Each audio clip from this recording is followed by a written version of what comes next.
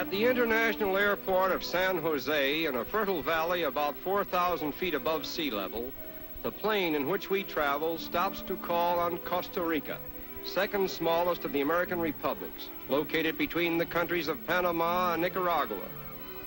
This is the terminal station in Central America for the various airways operating between North and South America, and it is regarded as one of the best in the world. The passengers who come and go from here are an interesting conglomeration of people representing practically every race, color, and creed in the world. A few miles from here, we visit the capital city, which has a population of about 70,000 inhabitants. Unlike many important cities of Latin America, San Jose was not founded until long after the Spanish conquest.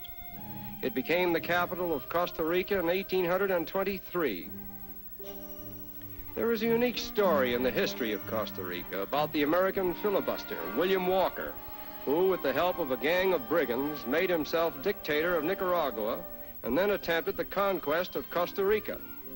He was defeated and shot, but the United States paid Costa Rica an indemnity of $26,704 because of Walker's activities. This unique monument commemorates the victory over Walker's unsuccessful attempt to make himself dictator of Central America. Since the hectic days of William Walker, Costa Rica has had few revolutions, and most of them have been bloodless. Until recent years, the country had 6 times as many teachers as soldiers, and more than a third of its receipts were spent to improve the life of the working man.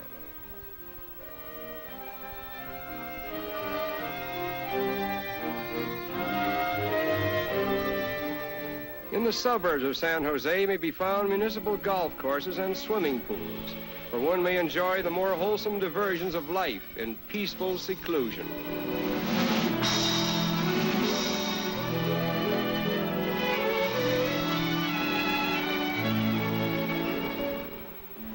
The Spaniards who first occupied Costa Rica came from northern Spain, and they were not so much conquistadores as farmers, settlers, and family men. Their pure-blooded descendants, now representing over 80% of the country's population, are a living tribute to their memory. Modern Costa Rican girls in particular are noted for their culture, intelligence, and personality.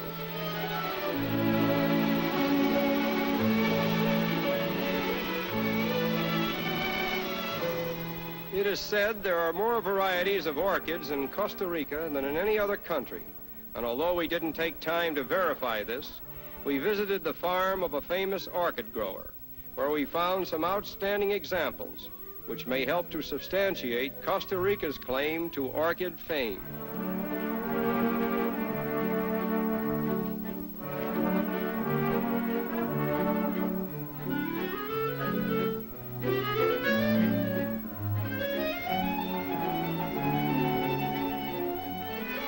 These delicately beautiful flowers are the most complex in the floral family, and the art of developing them from wild species into cultured varieties is a supreme achievement.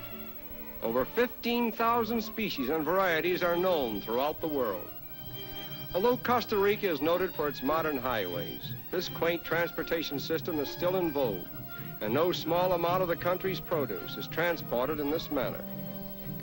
The farmers vie with each other in decorating their handmade carts, the wheels of which often look like the tops of roulette tables.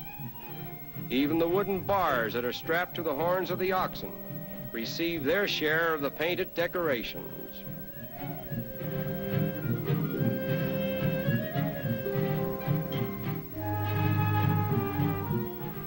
Although the traffic may be antique, the roads of Costa Rica are among the best in the world. And this little country boasts that it is one of the first to complete its portion of the great Pan-American Highway. Among the scenic marvels of Costa Rica are her volcanoes, the best known of which are Poas, 9,000 feet above sea level, and possessing the largest crater in the world, and its sister volcano, Iratsu, dominating the central plateau of the country.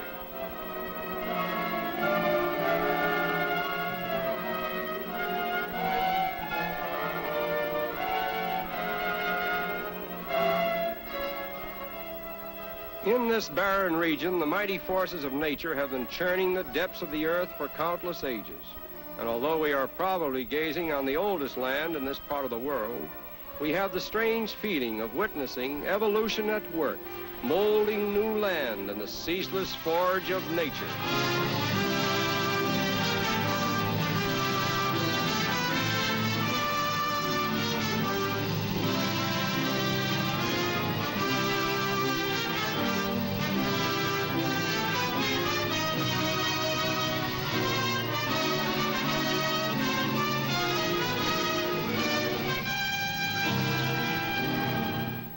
In 1502, when Columbus landed on the shores of this country, he christened it Costa Rica, meaning rich coast.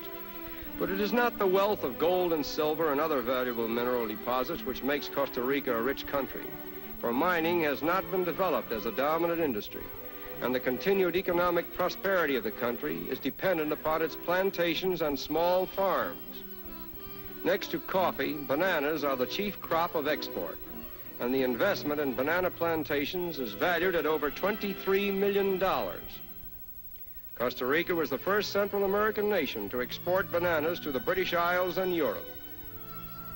This region was once a dense tropical forest, which has now succumbed to the developing hand of man. Water chemists locate supplies of water for irrigating the plants. Although about 3/4 of all American banana lands are in heavy rainfall zones, new modes in cultivation demand even more water. And in widespread use is this banana irrigation system, whereby the equivalent of 2 inches of rainfall every week is sprayed on the groves. The banana's scientific name is Musa sapientum, meaning fruit of the wise men. The Koran calls it the tree of paradise. But the banana does not grow on a tree. It is the harvest of the largest terrestrial plants, completely lacking a woody stem. A semi-bulbous plant with a leaf structure somewhat similar to that of the ordinary garden canna. The true stem is underground. It is a crop that cannot be ripened successfully on the plant, and the harvest must be cut green.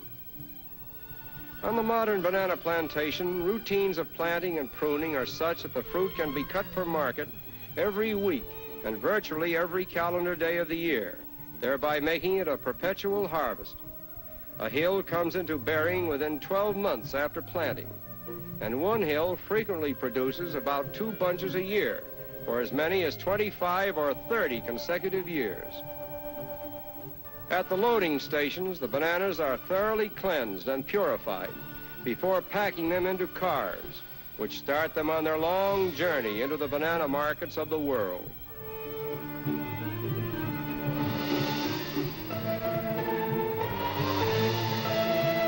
And so life goes on in this banana realm, where a fruit that was practically unheard of in northern countries a century ago is now a staple food in the diet of mankind.